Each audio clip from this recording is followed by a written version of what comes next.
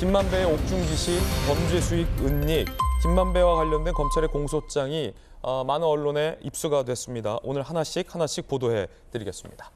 50억 클럽과 관련해서 김만배 씨도 많은 의혹을 받고 있는데 김만배 씨가 소위 김순환 전 검찰총장에게 변호사를 소개받았다. 이런 내용이 나왔는데요. 김순환 전 총장이 김만배에게 소개해준 그 변호사가 어떤 역할을 했는지 검찰이 공소장에 이렇게 쓰고 있습니다. 함께 보시죠.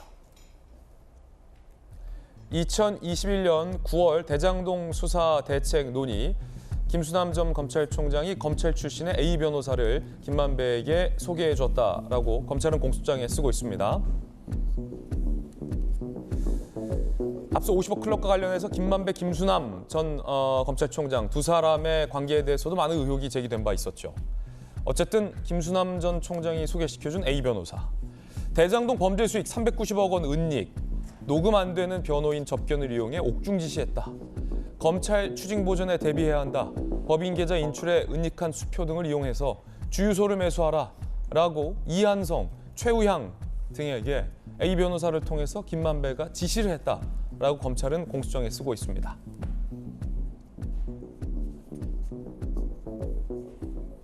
강력경사 출신의 박성배 변호사님 나왔습니다.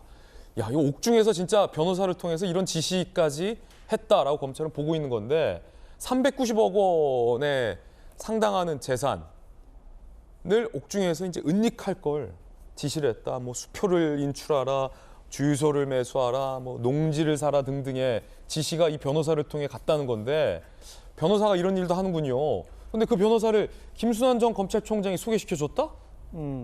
이와 같은 여러 사정들이 김만배 씨의 범죄 수익 은닉 공소장에 적시된 내용입니다.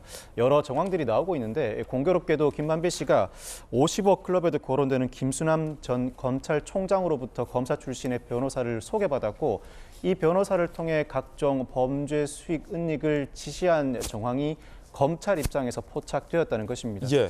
사실 변호인 접견 과정은 녹음이 되지 않아 자유로운 이야기가 오고 갈 수밖에 없는데 그 변호인 접견을 이용해서 범죄 수익 은닉을 시도해 왔고 상당 부분 실행으로 옮겨졌다는 취지입니다. 통상 변호인과 특히 구속된 피의자 간의 접견을 할 때는 통상 변호사가 주도권을 가집니다. 대화의 주도권을 가지고 변호사가 조언하는 대로 사건의 방향을 설정하기 마련인데 이 사안의 경우, 즉 검찰의 시각에서 바라본 이 접견 내용은 오히려 구속된 피의자가 사건 전반을 주도하고 변호사가 마치 집사처럼 행동하는 사실이라면 상당히 충격적이라고 할 수밖에 없습니다. 일반적인 변호인의 접견 형태는 아닌 것 같습니다. 사실관계는 따져봐야 할 것 같고 다만 이 변호사 측에서는 사실관계 자체를 전면적으로 부인하고 있습니다. 다소 이례적으로 지난해 12월에 이 변호사가 소속된 법무법인에 대해서 검찰이 압수수색을 단행하기도 했습니다. 법무법인에 대한 압수수색 자체도 상당히 이례적입니다. 검찰 입장에서는 상당 부분 변호사 측이 개입한 정황을 파악한 상태라고 볼 수 있고 이 상당히 의외의 압수수색을 받은 변호사 입장에서는 지금도 상당히 크게 반발하고 있는데 면담 노트가 압수수색 과정에서 확보됐고 그 면담 노트에 일부 기재된 내역을 그 기재 내역을 토대로 검찰이 추정하고 있다는 취지의 변호사 측의 반발이 나오고 있습니다. 법정에서 어느 쪽의 사실관계를 법원이 받아들일지 지켜봐야 할 것 같습니다. 이 A 변호사, 김순환 전 총장이 소개시켜줬다는 A 변호사와 김순환 전 총장이 소속돼 있는 로펌이 같은 로펌 아닙니까? 그것까지는 저도 정확하게 모르겠습니다. 해당 로펌이 압수수색을 받았잖아요. 그것까지는 저도 정확히 모르겠습니다. A 변호사가 소속돼 있는 법인은 다른 법인으로 저는 알고 다른 있는데. 법인입니까? 예, 그렇군요. 그런데 김순환 전 총장이 소속돼 있는 법인도 압수수색을 받았군요. 그것까지도 저 정확하게 모르겠습니다. 그래요? 법무법인에 대한 압수수색 자체가 네. 흔하지 않은 일이다 보니까 여러 차례에 걸쳐서 이루어지지는 않았지 않았을까 싶은 생각이 듭니다. 네, 김수영 교수님. 제가 알기로는 같은 데로 알고 있기는 합니다. 그 대형 로펌 중에 하나인데 일단 이렇게 변호사가 집사 역할을 하면서 여러 가지 범죄 수익 은닉과 같은 일에 어떻게 보면 동참한 거나 마찬가지잖아요. 그러니까 변호사라기보다는 어쩌면 거의 공범에 준하는 이런 일이 있었던 것 같은데 지금 김순환 전 총장 같은 경우에 지금 50억 클럽에 올라 있는 것으로 지금 알려져 있죠. 그렇다 보니까 어찌 보면은 그 김만배 씨의 사건의 조력을 제공하기 위해서 변호사를 소개해줬다기보다는 김수남 총장이 만약에 이 사건이 커지게 되면 자기에게까지 여러 가지로 사건의 불똥이 튀고 이제 일파만파 커질 거 아니에요. 지금 50억 클럽 관련해서 법조 카르텔 얘기도 나오고 있다 보니까 이거를 이제 막기 위해서 자기가 잘 아는 검찰 출신의 변호사를 아마도 소개해서 이 일을 막는데 주로 사용하고자 그런 자기가 잘 아는 변호사를 아마 소개해서 이렇게 이제 집사 역할을 시킨 거나 다름없지 않나 하는 생각이 듭니다. 아니 그렇다면은 박승호 변호사님, 사실은 이 김만배 씨는 권순일 전 대법관과의 아주 가까운 사이를 통해서 이재명 대표의 대법원 판결에 소위 영향을 줬다는 재판 거래 의혹도 김만배 씨는 받고 있잖아요. 그 가운데 그럼 김수남 전 총장과도 굉장히 좀 가까운 사이네요. 이렇게 네. 변호사를 소개시켜 줬는데 그 변호사가 재산 은닉도 해주고 뭐 이런 검찰 공소장 내용이 맞다면. 네네. 검찰의 공소장 공소사실 기재가 사실에 부합한다면 김만배 씨는 김순환 전 검찰총장과도 상당히 친한 관계이고 변호사를 소개해 줄 수는 있습니다. 누구든지. 그렇지만 소개해 준 변호사가 검사 출신 변호사로서 각종 범죄 수익 은닉 과정에 개입하고 그리고 정치권과 김만배 씨의 소통의 연결 창구로 활용되었다면 통상적인 변호사와 의뢰인 간의 관계로 보기에는 무리가 있습니다. 이 사실관계를 확정하고 법리적인 다툼에 조언을 해주고 각종 변론에 앞장서는 역할을 넘어서서 당사자가 원하는 바대로 범행을 이어나가거나 범죄와 관련된 수익을 은닉하는 데 직접적으로 개입하였다고 본다면 이는 사실 당장 김만배 씨가 구속 기소된 상황입니다만 검찰이 바라보는 시각이 맞다면 이 변호사도 사실 범죄 수익 은닉죄의 공범으로 기소되어야 마땅합니다. 향후 수사를 거쳐서 기소도 충분히 검토될 만한 상황으로 보이고 나아가 김순환 전 검찰총장이 50억 클럽에도 거론되고 있는 만큼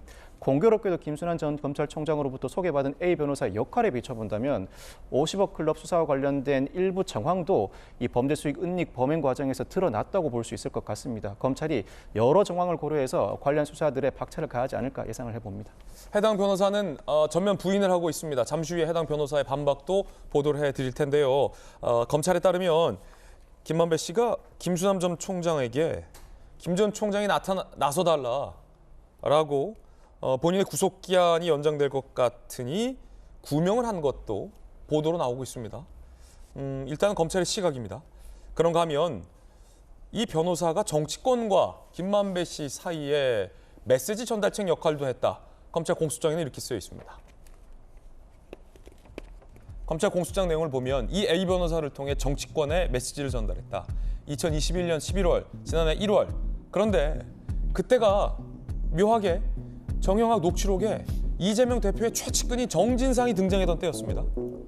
정진상이라는 이름이 딱 등장하니까 김만배 씨가 A 변호사를 통해서 정치권 인사에게 걱정하지 말라라는 메시지를 전달했다라고 검찰의 공소장은 쓰고 있습니다.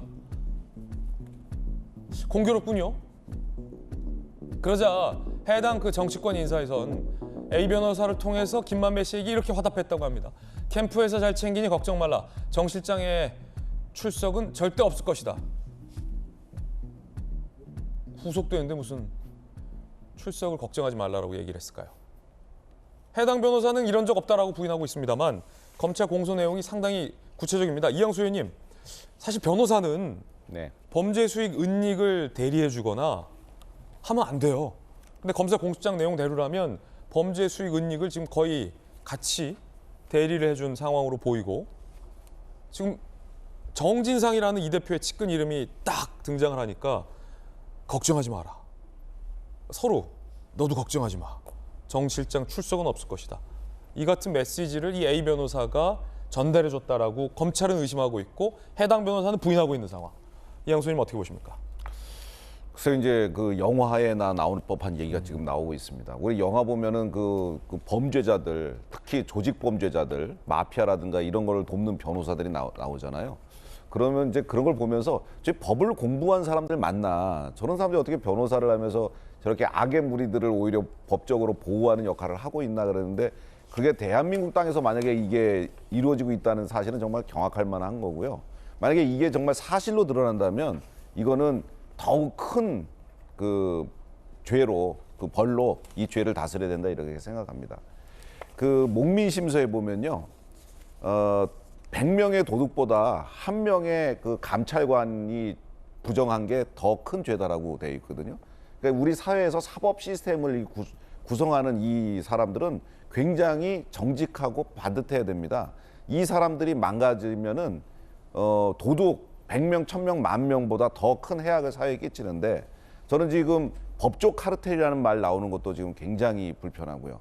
거기에 막 고위층 검사, 뭐 판사 이런 사람들이 뭐 개입을 해가지고 뭐 50억 클럽이다, 뭐 그다음에 재판 거래다, 뭐 이재명 대표를 대법원에서 살려줬다, 뭐 이런 얘기도 나오는 거고, 그다음에 심지어 이렇게 범죄인의 심부름을 하면서 뭐 이런저런 얘기를 전달하고 또 범죄 수익을 은닉하고 이렇게 하는 것은 정말 검찰에서 대한민국의 사법부를 지킨다, 사법 시스템을 지킨다는 각오로 뭐 법률 로펌 한 번 압수수색이 아니고 10번 20번이라도 압수수색을 해가지고 아주 일벌백계해서 뿌리를 뽑아야 된다고 저는 생각합니다. 이 궁금한 게 정영학 녹취록에 뭐 다른 인물도 많이 등장했는데 이 검찰 공소 내용이 사실이라면 정진상이라는 이재명 대표의 최측근, 이 대표조차 인정했던 최측근의 이름이 녹취록에 공개됐을 때 왜 그 시점에 김만배 씨가 그 특정 정치권 인사에게 걱정하지 말라라는 메시지를 보냈던 걸까요?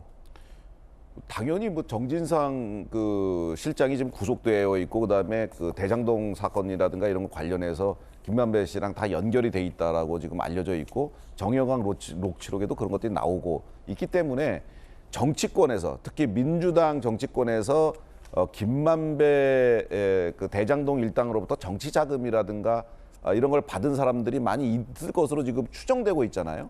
또 뿐만 아니고 또 그 여러 가지 도움을 또 주었을 가능성도 있습니다. 그래서 그런 것들이 걱정되는 그 정치인들이 이 김만배 변호인을 통해서 그런 이야기들을 했겠죠. 하니까 걱정하지 말라라고 다시 답신을 준 거 아니냐 이렇게 생각이 되는데, 물론 뭐 제가 지금 드린 말씀은 가정이고 추정입니다. 근데 이런 가정이나 추정이 왜 좀 가능하다고 보냐면, 안 그러면 뭐하러 정치인한테 걱정하지 말라는 얘기를 합니까? 정치인이 뭐 걱정할 일이 있으니까 김만배 씨가 걱정하지 말라고 얘기하죠. 저는 이 지금 이재명 대표가 워낙에 지금 뭐 제1당의 그 당수고 그리고 또 이제 당에서 조직적으로 이재명 대표를 보호하고 있기 때문에 이 명백한 사실이 지금 제대로 드러나 있지 못하고 있어서 그렇지, 이 일을 정말 만천하에 좀 명명백백하게 좀 다 밝힌다면 더 큰 뿌리가 있을 수도 있다 이렇게 생각하고 있습니다. 예, 이양수 의원님의 어떤 추정의 개인적 견해다라는 말씀 드립니다.